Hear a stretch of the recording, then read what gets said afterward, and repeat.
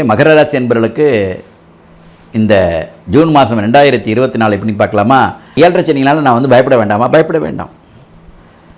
ஏழரை சனி என்ன தான் பண்ணும்?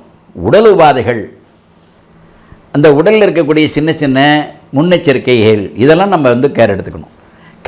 கல்வியை ஒன்றும் செய்ய மாட்டார், அதுக்கு உறுதி. நிறைய மகர ராசி என்பவர்களுக்கு எல்லா விதமான நன்மைகள் கிடைச்சும் சில தடைகளே அவங்களுக்கு இருந்துகிட்டே இருக்கும். வந்தால் அதனால் பாதங்களில் எதை நம்ம கிடைக்குதோ அந்த கிடைக்கிறதுக்கான ஒரு கிடைச்சி அதில் நம்ம வெற்றியை தேட முடியுமா அப்படிங்கிறத பார்க்கறது தான் காலம். இப்போ உத்தியோகத்தில் இருக்கிறவங்க எப்படி அனுகூலத்தை கொடுப்பாங்க? சாதகம் நல்லா இருக்குது. சின்ன சின்ன மாற்றங்கள் வரும், அந்த முன்னேற்றமாக அந்த மாற்றத்தை நம்ம ஏற்றுக்க வேண்டிய கட்டாயம் வரும், ஏற்றுக்கணும். ப்ராஃபிட்டில் இருக்கிற பர்சன்டேஜ் தான் குறைக்க முடிய கண்டிப்பாக நஷ்டத்தை தராதுங்கிற உத்தரவாதம் கொடுக்கலாம். பணப்புழக்கம் தேவையான அளவுக்கு இருக்கும், சரளமாக இருக்காது. தேவையான அளவு கடன் வாங்க வேண்டிய கட்டாயம் வராது. அப்போ என்ன நம்ம எதிர்பார்க்கணும் இந்த மாதத்தை பொறுத்தவரை அப்படின்னா, வரவுக்கு தகுந்தமான செலவு. இந்த வரவு திருப்திகரமாக இருக்கும் அப்படிங்கிற அளவுக்கு திருப்திகரமாக செலவும் இருக்கும். அப்போ நம்ம கிடைக்கிற வேலைக்கு கண்டிப்பாக போகணும். போகிற வேலையில் பெரிய முன்னேற்றம் கிடைக்குமா? கிடைக்கும். சரி, வெளிநாடு போகக்கூடிய வாய்ப்பு இந்த காலகட்டத்தில் இருக்கிறமா? நிறைய இந்த ஆன்சைட்டில் இருக்கிறவங்க இந்த காலகட்டத்தில் வெளிநாடு போகிறதுக்கான வாய்ப்புகள் தடை ஏற்பட்டு கிடைக்கும். அதனால் இந்த மாதத்தில் இல்லை. ஒரு கட்டுப்பாடுகள் வேணும் அப்படின்னா உணவில் நம்ம ரொம்ப கட்டுப்பாடு இருக்க வேண்டிய அவசியம் இருக்கணும். வணக்கம் நேயர்களே, 2024 ஜூன் மாதம் 12 ராசிகளுக்கு எவ்வாறாக அமைகிறது அப்படிங்கிறத பார்ப்போம். 12 ராசிகள் பார்ப்பதற்கு முன்பாக ஜூன் மாதத்தில் வரக்கூடிய விசேஷ தினங்கள் என்ன அப்படிங்கிறதையும் பார்க்கணும். இப்போ ஜூன் மாதம் 3ஆம் தேதி வாஸ்து நாள். எல்லோரும் இப்போ நிறைய பேர் வாஸ்து நாள் எதிர்பார்க்கணும் அப்படிங்கிற மாதிரி இருக்காங்க. அதில் ரொம்ப விசேஷமான நாளாக இந்த வாஸ்து நாள் அமையுது. ஜூன் 3ஆம் தேதி கார்த்தால ஒரு 9:50 10:30 போட்டுக்கலாம் அப்படிங்கிற அளவுக்கு அந்த நாட்கள் அமைஞ்சிருக்கு. 5ஆம் தேதி கிருத்திகை, முருகபெருமானை வழிபாடு செய்வதற்கு உகந்த நாள். அதனால் கிருத்திகை அப்படிங்கிறது நிறைய கிருத்திகை விரதம் இருக்காங்க நிறைய பேர். அந்த நாட்கள் ரொம்ப பிரமாதமாக இருக்குது. அதுக்கடுத்து 6 அமாவாசை, அதுவும் ரொம்ப விசேஷமான ஒரு தினம். அந்த நாட்களில் நம்மளுடைய பிதர்களை வழிபாடு செய்து அவங்கள்ட்டேருந்து அந்த அனுகிரகம் பெறுவதற்கு அமாவாசை என்பது மிக மிக அவசியமான ஒன்று. ஆகவே அனைவரும் அந்த அமாவாசை தினத்தில் அவருடைய மூதாதையர்களுக்கு, முன்னோர்களுக்கு அந்த நீத்தார்கடன் சொல்லக்கூடிய அந்த கடமைகளை செய்து அவங்களுடைய பூரணமான அனுகிரகத்தை பெற வேண்டுகிறோம். அதுக்கடுத்து 21/6/2024 பௌர்ணமி. அதுவும் சிறப்பான ஒரு நாள். பௌர்ணமியில் தான் நிலவை முழுமையாக பார்க்க முடியும். அது குறிப்பாக அந்த மாதிரி ஒரு சூழ்நிலை நிறைய பேர் என்ன பண்ணுவாங்க, இந்த பௌர்ணமியில் சத்தியநாராயண பூஜையெல்லாம் பண்ணுவாங்க. நிறைய விரதம் இருப்பாங்க. பௌர்ணமி விரதம், கிரிவலம் போகிறது, இதெல்லாம் பௌர்ணமி. இதெல்லாம் நம்ம வழிபாடு செய்ய வேண்டிய அவசியம் அன்றைய தினம் இருக்குது. திரும்ப 25 ஜூன் 2024 சங்கடகட சதுர்த்தி. இந்த சங்கடகட சதுர்த்தியிலே அங்காரக சதுர்த்தின்னு வரும். இந்த அங்காரக சதுர்த்தினா என்ன அப்படின்னா, செவ்வாய்க்கிழமையில் சதுர்த்தி சேர்றது அவ்வளவு விசேஷம். திருமண தடை உள்ளவர்கள் மற்றும் எதையோ நம்ம எதிர்நோக்கி இருக்கக்கூடிய ஒவ்வொருத்தருக்கும் ஒவ்வொரு விதமான எதிர்பார்ப்புகள் இருக்கும். அந்த எதிர்பார்ப்புகள், உதாரணத்துக்கு பூமி வாங்கணும், வாங்கின பூமியில் வீடு கட்டணும், மருத்துவம் நமக்கு சரியாக பலிதமாகணும் அப்படின்னு நினைக்கக்கூடியவர்கள்லாம் இந்த அங்காரக சதுர்த்தியில் விரதம் இருந்தாலும் சரி, அவருக்கு முடிந்த ஒரு பூஜையை செய்தால் விசேஷமான பலனை பெறலாம். ஆகவே இந்த மாதிரி இந்த வைகாசி மற்றும் ஆனி தமிழ் மாதத்தில் ஜூன் மாதம் 1ஆம் தேதியிலேருந்து 30ஆம் தேதிக்குள்ளே இருக்கக்கூடிய இத்தனை விதமான விசேஷங்கள் பிரமாதமாக அமைஞ்சிருக்கு. அந்த அமையக்கூடிய எல்லா நாட்களிலும் அவர்கள் தகுதிக்கு ஏற்றவாறு, மனோநிலைக்கு ஏற்றவாறு, விருப்பத்துக்கு ஏற்றவாறு அந்த விழாக்களை கடைபிடித்து அதில் உள்ள பலன்களை பெற வேண்டுகிறோம். இப்போது நம்ம 12 ராசிகளுக்கு எவ்வாறு இருக்குன்னு பார்ப்போமா? மகர ராசி என்பவர்களுக்கு இந்த ஜூன் மாதம் 2024 எப்படின்னு பார்க்கலாமா? இப்போ மகர ராசி அப்படின்னு உத்திராட நட்சத்திரம் 2, 3, 4 பாதங்கள், திருவோண நட்சத்திரம் 4 பாதங்கள், அவிட்ட நட்சத்திரம் 1, 2 பாதங்கள், ஆக மொத்தம் 9 பாதங்கள் மகர ராசி. மகர ராசிக்கு அதிபதி பகவான் சனி. இப்போ மகர ராசிக்கு அதிபதியாக இருக்கக்கூடிய சனி பகவான் 2ஆம் வீட்டில், இன்னொரு வீடு சனிக்கு அது கும்பத்திலே இருக்கிறார். சரி, மகர ராசிக்கு நியாயமாக 5ஆம் வீட்டில் இருக்கிறாரு குரு பகவான். அஞ்சில் கொஞ்சில் விளையாடும் அப்படிங்கிற ஒரு சூழலை கொடுக்கணும். ஏன்னா அவர் 3-12க்கு வேண்டியவர். 3ங்கிறது மீனம், 12ங்கிறது தனுஷ். இதுக்கு வேண்டிய மகர ராசி என்பர்கள் குரு பகவான் நல்ல நிலையில் குறிப்பாக 5ஆம் வீட்டில் இருக்கிறாரு. 5ஆம் வீட்டில் இருக்கிற குரு 9ஆம் பாரியாக மகரத்தையே பார்ப்பார். இப்போ மகரத்தை பார்க்குறது விசேஷம் தானே. இப்போ மகரத்தை பார்க்கும்போது மகரம் நீச்சன் வீடாச்சே? இல்லை, நீச்ச வீடு இல்லையா? நீச்ச வீடு தான், ஆனால் பார்க்குறதுனால பாதகம் இல்லை, நல்லது. இப்போ மகரத்தை பார்க்குறது என்னென்னு நடக்கும்? நமக்கு இருக்கிற பராக்கிரமங்கள் அதிகமாகணும், வெற்றி வாய்ப்புகள் அதிகமாகணும். வெற்றி வாய்ப்புகள் எப்படி அதிகமாகும்? உதாரணத்துக்கு இப்போ மகர ராசி அன்பர்கள் நிறையா கல்வி பருவத்தில் இருக்கிற மாணவ செல்வங்கள் இப்போ நமக்கு எதிர்பார்க்கக்கூடிய பள்ளி கல்லூரி கிடைக்கக்கூடிய வாய்ப்பு இருக்கா? ஏன்னா ஜூன் மாதங்கிறதுனால இதை நாங்கள் சொல்லித்தான் ஆகணும் எல்லா ராசிக்கும், ஏன்னா நிறைய பேர் இருக்காங்க. அப்போ அந்த என்ன பண்ணணும்? ஜூன் மாதத்தில் நான் இந்த ஸ்கூலில் படித்தேன், அதனால் எனக்கு இந்த காலேஜில் படிக்கணும் அப்படிங்கிற ஒரு மனோபாவங்கள் நிறைய பிள்ளைங்களுக்கு இருக்குது. அது கிடைக்குமா? கிடைக்கும். சரி, நான் எதிர்பார்த்த டிபார்ட்மெண்ட்டு எனக்கு கிடைக்குமா? கிடைக்கும். என்ன டிபார்ட்மெண்ட்டு? இப்போ நம்ம ஒரு இன்ஜினியரிங் படிக்கணும், நான் வந்து சிஎஸ் பண்ணணும் அப்படின்னு ஆசைப்படக்கூடியவர், இசி பண்ணணும்னு ஆசைப்படக்கூடியவர், டெஃபினட்டாக கிடைக்கும். பட் அவங்களுக்கு என்ன எதிர்பார்க்குறாங்களோ அது கிடைச்சிடும். சார் 7.5 சனி கிடைக்குமா? நிறைய பேர் 7.5 சனி பயமுறுத்துகிறாங்களே, இது ஒரு வழக்கமாக உள்ளது தானே. இப்போ 7.5 சனி கிடைக்காது அப்படின்னு சொல்கிறதுக்கு ஏதாவது வாய்ப்பு இருக்கா? இல்லை. ஏன் இல்லை? ஏன்னா அவர் 2ஆம் வீட்டில் ஆட்சி கிரகமாக உட்கார்றாரு, கண்டிப்பாக கிடைச்சே ஆகும். சரி, கல்வி கடவுள் எங்கே இருக்கிறார்? கல்வி கடவுள் பகவான் புதன். அவர் எங்கே இருக்கிறார்? மகர ராசிக்கு 5ஆம் வீட்டில் குரு, சூரியன், சுக்கிரன், புதன் சேர்றாங்க. இது மாதத்தின் முற்பகுதி, அதனால் கிடச்சிடும். எதிர்பார்க்கக்கூடிய வெற்றி வாய்ப்புகளும் கிடைக்கும். இப்போ பொதுவாக மாணவ செல்வங்களுக்கு என்ன வேணும்? நாம் கிடைக்கிற இடத்துல நம்ம கிடைக்கிற காலேஜ், நம்ம கேட்குற காலேஜ் கிடச்சிருச்சு, கேட்குற டிபார்ட்மெண்ட் கிடச்சிட்டா ரொம்ப ஹாப்பி. அதில் நான் சக்ஸஸ் பண்ணுவேன்னா சக்ஸஸ் பண்ணுவீர்கள், மாற்றமே கிடையாது. அதுக்கான ஒரு சூழ்நிலை இருக்குது. அப்போ 7.5 சனினால நான் வந்து பயப்பட வேண்டாமா? பயப்பட வேண்டாம். 7.5 சனி என்ன தான் பண்ணும்? உடல் உபாதைகள், அந்த உடலில் இருக்கக்கூடிய சின்ன சின்ன முன்னெச்சரிக்கைகள், இதெல்லாம் நம்ம வந்து கேர் எடுத்துக்கணும். கல்வியை ஒன்றும் செய்ய மாட்டார், அதுக்கு உறுதி.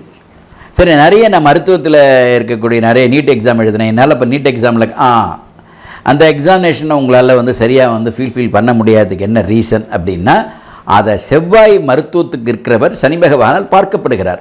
அப்போ சனி பகவான் என்னாச்சு? அவர் வந்து ஒரு 2ஆம் இடத்துல, குறிப்பாக வாக்குஸ்தானத்தில் அவர் 7.5 சனியோட நிறைவு பகுதியில் இருக்கார். இந்த நிறைவில் இருக்கும்பொழுது என்ன ஆகிடும் அப்படின்னா, அவர் இயல்பாக அந்த கிரகத்துக்கு மருத்துவம் ரீதியாக பார்க்கும்பொழுது செவ்வாய் நல்லா வலுத்து இருக்கணும். இப்போ செவ்வாய் வலுத்து தான் இருக்கிறார். சனி பார்வையினால் நமக்கு கேட்டது கிடைக்கல, கை கெட்டது வாய் கெட்டலைங்கிற மாதிரி ஒரு சூழல் தான் இது உறுதி. அது இருக்கும், அது ஒன்றும் பண்ணுறதுக்கு இல்லை. நிறைய மகர ராசி என்பவர்களுக்கு எல்லா விதமான நன்மைகள் கிடைச்சும் சில தடைகளே அவங்களுக்கு இருந்துகிட்டே இருக்கும். பெரிய வெற்றியை கொடுக்க முடியல அப்படிங்கிற மாதிரி. உதாரணத்துக்கு திரைத்துறையில் இருக்கிற நிறைய மகர ராசி என்பவர்கள்லாம் இருக்காங்க, அவங்களுக்கு இந்த வெற்றியை கொடுக்க முடியலன்னு இருக்காங்க. அதே மாதிரி கல்வியில் இருக்கிறவங்க அந்த வெற்றியை கொடுக்க முடியல. அந்த கல்வியில் இருக்கிறவங்க, குறிப்பாக மருத்துவ ரீதியாக இருக்கிறவங்க, அவங்களுக்கு அந்த வெற்றியை கொடுக்க முடியல. இதுதான் உண்மை. ஆனால் இன்ஜினியருக்கும் அவர் தான், ஆனால் இன்ஜினியர்ஸ் கிடைக்கும். மருத்துவத்தில் மட்டும்தான் கொஞ்சம் டிஸ்டர்பன்ஸ், அதை நம்ம ஃபேஸ் பண்ணி தான் ஆகணும். அது பாஸ் ஆகிடுச்சு, அதனால் ஒன்றுமே பண்ண முடியாது. சார் நான் 1 வருஷம் வெயிட் பண்ண வேண்டாம், சான்ஸே இல்லை. ஏன் இல்லை? பட் இப்போ இந்த காலகட்டத்தை அந்த மாதிரி இன்னும் அடுத்த வருஷமும் அங்கே தான் இருப்பார். 2025 அங்கே தான் இருப்பார். செவ்வாய் மறுபடியும் அங்கே தான் வருவான்னு சொல்ல முடியும். ஏன்னா 45 நாள் 2 மாதத்துக்கு ஒரு செவ்வாய் மாறிட்டே இருப்பார். ஸோ ஏறத்தாழ கிட்டத்தட்ட இந்த ஸ்டேஜுக்கு அப்பயும் இங்கே செவ்வாய் அங்கே தான் இருப்பதுக்கான வாய்ப்புகள் இருக்குது. அதனால் இப்போ இந்த 12 மாதத்தில் மாறுமா அப்படின்னு கேட்டால், மறுபடியும் அவருடைய பார்வைகள் எங்கேருந்து விழும் அப்படின்னு பார்க்கும்பொழுது, நான் என்ன பொறுத்தவரை என்னுடைய சஜஷன் நான் என்ன சொல்லுவேன் அப்படின்னா, எதை நம்ம வந்து பெற வேண்டும்னு நினைக்கிறோமோ அதை விட நமக்கு கிடைக்கக்கூடியதில் நம்ம பெரிய ஆள் ஆகணும்னு நினைப்போம். இப்போ இதுதான் இந்த சிக்கல். இப்போ மகர ராசியை பொறுத்தளவில் நமக்கு இருக்கக்கூடிய சின்ன சின்ன இடையூறுகள்னால் 7.5 சனி, அதாவது பாதச்சனின்னு சொன்னாலும் சரி, குடும்ப சனின்னு சொன்னாலும், எப்படி சொன்னால் 2ஆம் இடத்துல தான் சனி. இப்போ 2ஆம் இடத்துல இருக்கிறவர் இதை சின்ன சின்ன தடையை தான் கொடுப்பாரே வழியாக பெரிய பாதகத்தில் இது ஒரு பெரிய பாதகம் இல்லையான்னு என்ன கேட்டால், அது அவங்க ஒவ்வொரு இடத்துக்கு தகுந்த மாறும். இப்போ குரு 5ல் இருக்கிறது விசேஷம் இல்லையா? 5ல் இருக்கிறது விசேஷம் தான். அப்போ 5ஆம் இடத்துல இருக்கிற மகரத்தில் இருக்கிற குரு பகவான் நல்ல நிலையில் கொடுத்துருக்கணும் இல்லையா? அவர் பார்க்குறாரு இல்லையா? அதனால தான் சொன்னேன், இதுதான் சின்ன தடையை கொடுப்பார். நீங்கள் அதுலேருந்து இருக்கக்கூடிய அடுத்த வெற்றி வாய்ப்புக்கு என்னவோ அதில் உங்களுக்கு அந்த சக்ஸஸை கொடுப்பார். புரியுதுங்களா? அது ஒரு பக்கம். இதே மாதிரி இந்த மகர ராசியை பொறுத்தளவில் என்ன எதிர்பார்க்குறோம்? குடும்பத்தில் அந்யோன்யங்கள் நியாயமாக வந்து நம்ம குடும்பம் வரவில் இருக்குது, அந்யோன்யங்கள், கணவன் மனைவியில் ஒற்றுமைகள், மேலோங்கி நிற்க வேண்டிய அவசியங்கள், இதெல்லாம் கண்டிப்பாக இருக்கும். மாணவ செல்வங்கள் இப்படி இருக்கணுங்கும் பொழுது அவங்களுடைய பெற்றோர்கள் மகர ராசியாக இருக்கிறவங்களும் இருப்பாங்கள்ல, அவங்களுக்கும் இந்த மாதிரியான இடையூறுகள் உண்டு. அதனால் கவனமாக நம்ம வந்து கையாள வேண்டிய கட்டாயம். இதனால் இருக்கக்கூடிய சின்ன சின்ன சறுக்கள் இடைத்தடை வரத்தான் செய்யும். வந்தால் அதனால் பாதங்களில் எதை நம்ம கிடைக்குதோ அந்த கிடைக்கிறதுக்கான ஒரு கிடைச்சி அதில் நம்ம வெற்றியை தேட முடியுமா அப்படிங்கிறத பார்க்கறது தான் காலம். அதற்கு உங்களுக்கு இருக்குது. இப்போ உத்தியோகத்தில் இருக்கிறவங்க எப்படி அனுகூலத்தை கொடுப்பாங்க? சாதகம், நல்லா இருக்குது. சின்ன சின்ன மாற்றங்கள் வரும். அந்த முன்னேற்றமாக அந்த மாற்றத்தை நம்ம ஏற்றுக்க வேண்டிய கட்டாயம் வரும். ஏற்றுக்கணும். அந்த ஏற்றுக்கிட்டிங்கன்னா இன்னும் கொஞ்சம் சிறப்பாக இருக்கும். விவசாய பணியில் இருக்கிறவங்க சிறந்த ஒரு பலனை அடைவீங்க. அதுக்கு அடுத்தது, நான் ஒரு நல்ல வேலையில் இருக்கேன், நான் உயரதிகாரியாக நான் அரசு துறையில் இருக்கேன், எனக்கு இந்த மாதிரியான சில டிஸ்டர்பன்ஸ்லாம் இருக்குது. அதெல்லாம் எப்போ ஃபில்ஃபில் ஆகும்? அந்த டிஸ்டர்பன்ஸ் இருக்கும். அந்த மாதிரி நீங்கள் அதை ஃபேஸ் பண்ண வேண்டிய கட்டாயம் இருக்கும். சின்ன சின்ன சின்ன சின்ன உபாதைகள் இருக்கும். இன்னும் சொல்லப்போனால் வழக்குகள் போக வேண்டிய கட்டாயம் இருக்கும். காவல் சம்பந்தமான இடையூறுகள் உங்களுக்கு இருக்கும். இதெல்லாம் நீங்கள் ஃபேஸ் பண்ணி தான் ஆகணும். அதனால் இருக்கக்கூடிய ரிலீஃப்லாம் இப்போ உடனடியாக எதிர்பார்க்க முடியாது. சின்ன சின்ன உபாதைகள் நீங்கள் ஃபேஸ் பண்ண வேண்டிய நெசசிட்டி. 5ஆம் இடத்தில் இருக்கிற குரு பகவான் உங்களுக்கு மாதத்தின் முற்பகுதி சரளமாக பணத்தையும் பிற்பகுதி சின்ன சின்ன இடையூறுகளையும் தருவார். ரொம்ப கவனமாக இருக்கணும். இது ஒரு பக்கம். இதுக்கப்புறம் நாம் நம்மளுடைய குழந்தைகளுக்கு நன்மையான காரியங்கள் செய்ய வேண்டிய கட்டாயங்கள் நிறைய இருக்குது. திருமண சம்பந்தமானது, அவங்களுக்கு வேண்டிய சொத்து சுகங்களை பிரித்து கொடுப்பது, இதற்கான வாய்ப்புகளை உருவாக்குவது, இதை நம்ம மேற்கொள்ள வேண்டியது சூழ்நிலைகள் இந்த மகர ராசிக்கு ஏற்படும். இது வழக்கமாக நடக்கக்கூடிய ஒவ்வொரு குடும்பத்திலும் நடக்கிறதா இருந்தாலும் இப்போ இந்த காலகட்டத்தில் இது நடக்க வேண்டியது இருக்கும். அது நடந்தால் சிறப்பு. ஆரோக்கிய ஸ்தானத்தில் நான் எப்படி இருப்பேன்? ஆரோக்கிய ஸ்தானத்துக்கு ஒன்றும் பிரச்சனை இல்லை. சின்ன சின்ன உபாதைகளில் நம்ம ஃபேஸ் பண்ணி தான் ஆகணும். குறிப்பாக பாதச்சனின்னா பாதத்தில் தான் இடையூறு. அதாவது முழங்கால் வலி, பாத வலி, இந்த மாதிரி சின்ன சின்ன உபாதைகள். எனக்கு பேரே பாதச்சனியில் அந்த மாதிரி சிக்கல் கொடுக்கும். இதை நம்ம ஃபேஸ் பண்ணி தான் ஆகணும். அதனால் பெரிய உபாதைகள் ஒன்றும் இல்லை. இந்த வலியை நம்ம பொறுத்து விட்டு தான் ஆகணும். இதுக்கு யதார்த்தம். மருத்துவம் உங்களுக்கு கட்டுப்படாது. இது ஒரு பக்கம்.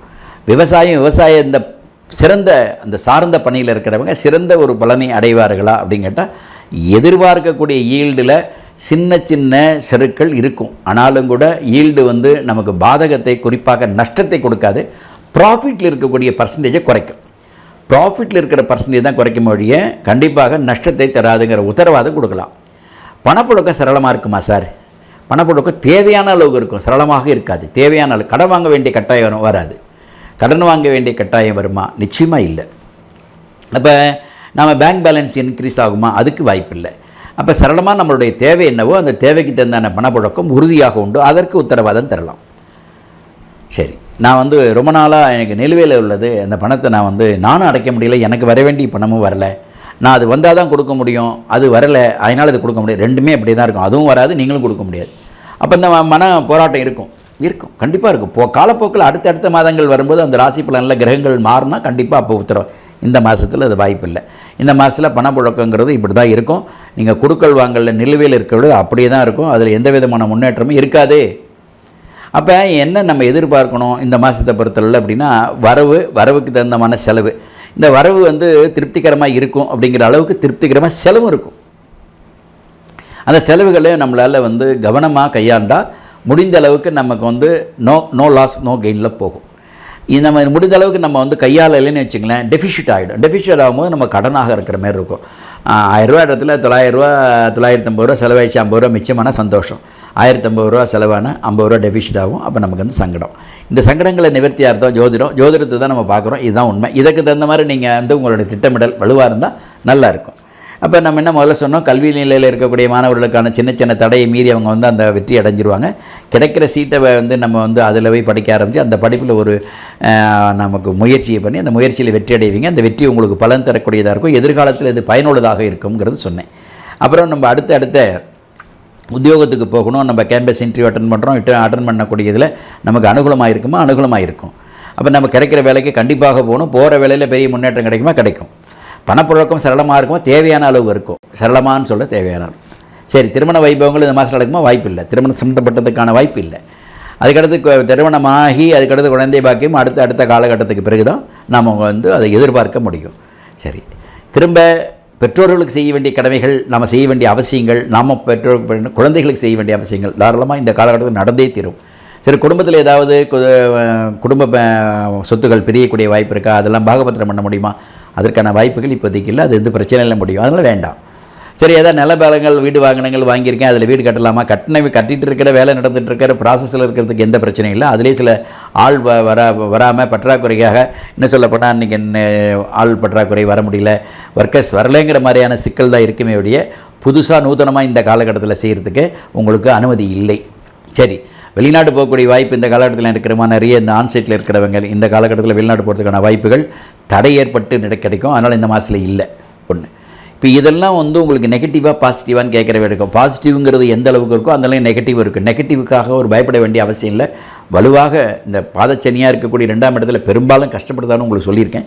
அதனால் அதையே தான் சொல்கிறேன். இப்போயும் என்னுடைய கேள்வி உங்களை பயமுறுத்தி உங்களுக்கு அந்த மாதிரி சொல்லணும்னு அவசியம் இல்லை. இது இப்படி தான் இருக்கும், இதற்கு தகுந்த மாதிரி உங்களை மனோநிலையை நீங்கள் பக்குவப்படுத்திங்கன்னு சொல்கிறது தான் ஜோதிடத்துடைய வேலை. அந்த அடிப்படையில் தான் இப்போ சொல்கிறேன். அதனால் தாராளமாக நீங்கள் எதை செய்தாலும், இன்னும் சொல்லப்போனால் இதை இல்லாமல் உங்களுடைய ஜனன ஜாதகம், குறிப்பாக அவிட்ட நட்சத்திரச்சாரர்கள் இருக்காங்க, அவங்களுக்கு சனிதசை வந்திருக்கு, கொஞ்சம் கவனமாக பார்த்துக்கணும். உத்திராட நட்சத்திரம் ராகுதசை கவனமாக பார்த்துக்கணும். அதுக்கடுத்து திருவோண நட்சத்திரம் அப்படிங்கிற பட்சத்தில் அவருக்கு இருக்கக்கூடிய குருதசை எப்படி இருக்குன்னு பார்க்கணும். ஏன்னா சந்திரன், செவ்வாய், ராகு, குரு அந்த மாதிரி பார்த்துக்கணும். ஏன்னா திருவோணத்துக்கு சந்திரதசை அப்போ சுகங்கள் இருக்கான்னு பார்த்துக்கணும். ஏன்னா நியாயமாக மகரத்துக்கு 3-12 வேண்டிய நான் போயிடுவேன். சாதகமான இல்லை. இப்போ குரு பகவான் 5ஆம் வீட்டில் இருக்கிறாரு. அப்போ நமக்கு இருக்கக்கூடிய நன்மைகள்லாம் எப்படி இருக்குங்கிறத ரீசெக்கப் அதோடு சேர்ந்து கம்பேர் பண்ணிக்கிட்டிங்கன்னா இன்னும் கொஞ்சம் பெட்டராக உங்களுக்கு தைரியமாக டிசிஷன் எடுக்கிறதுக்கான வாய்ப்புகள் உண்டு. பெரும்பாலும் க்ஷேத்ராலயங்கள் அப்படிங்கிறது போகிறது, மகான்களை சந்திக்கிறது ரொம்ப விசேஷம். மருத்துவத்துறையில் இருக்கிறவங்க, காவல்துறையில் இருக்கிறவங்க, இராணுவத்துறையில் இருக்கிறவங்களாம் எந்த விதமான புதிய முயற்சிக்கு இப்போதைக்கு வேணாம். ஆஸ் யூஷுவல் அப்படியே போயிட்டே இருக்கலாம். வழக்கறிஞராக இருக்கிறவங்க வாக்குஸ்தானத்தை ரொம்ப கவனமாக இருக்க வேண்டிய கட்டாயம். விவசாய பணியில் நோ லாஸ் நோ கெயின், அது யூஷுவல் போகும், ஒன்றும் கவலை வேண்டாம். எதிர்பார்க்கக்கூடிய விளைச்சல் நீங்கள் பார்க்கலாம். இதற்கான வாய்ப்பு இருக்குது. மருத்துவ ரீதியாக உங்களுக்கு ஏதாவது நம்ம ஒரு கட்டுப்பாடுகள் வேணும் அப்படின்னா உணவில் நம்ம ரொம்ப கட்டுப்பாடு இருக்க வேண்டிய அவசியம் இருக்கணும். அடுத்தது இந்த ஜலம், நீர் சம்பந்தமான உபாதைகள்லேருந்து நீங்கள் வெளியிக்கணும்னா அதற்கு தகுந்த மாதிரி உணவில் இருக்கக்கூடிய ஒரு எவ்வளவு எச்சரிக்கையோ அந்த அளவுக்கு நீர்லேயும் எச்சரிக்கையாக இருக்க வேண்டிய கட்டாயம் இந்த காலகட்டத்தில். ஏன்னா நாங்கள் அதுதான் சொல்லுவோம். இதுக்கு தகுந்த மாதிரி நீங்கள் இருந்துட்டிங்கன்னா எல்லா விதமான இடையூறுலேருந்து நீங்கள் விலகி நல்ல விதமான சுகமான வாழ்க்கையை கண்டிப்பாக ஜூன் மாதம் மகர ராசி என்பர்கள் பெற வேண்டும் என்று வாழ்த்தி, மகர ராசி என்பர்களுக்கு 2, 4, 6 இது அவருடைய அதிர்ஷ்டமான எண். அதிர்ஷ்டமான நிறம் ஊதா மற்றும் மஞ்சள். அதிர்ஷ்டமான திசை மேற்கு, தென்மேற்கு. அதிர்ஷ்டமான இறைவன் சிவபெருமானை செய்வது, சனிக்கிழமையில் சனி பகவானை வழிபடுவது மிகச்சிறந்த ஒரு பலனை தரும். வாய்ப்பு இருக்கிறவங்க ஜாதி நீலம் சொல்லக்கூடிய ப்ளூ சஃபயர் ரியல் அதை நீங்கள் யூஸ் பண்ணுங்கள். ஏற்கனவே யூஸ் பண்ணிங்கன்னா தேவையில்லை, பண்ணலை அப்படிங்கிறவங்க பண்ணுங்கள். ரொம்ப பிரமாதமான பலனை உங்களுக்கு தரும் சொல்லி மீண்டும் சந்திப்போம். வாழ்த்துக்கள்.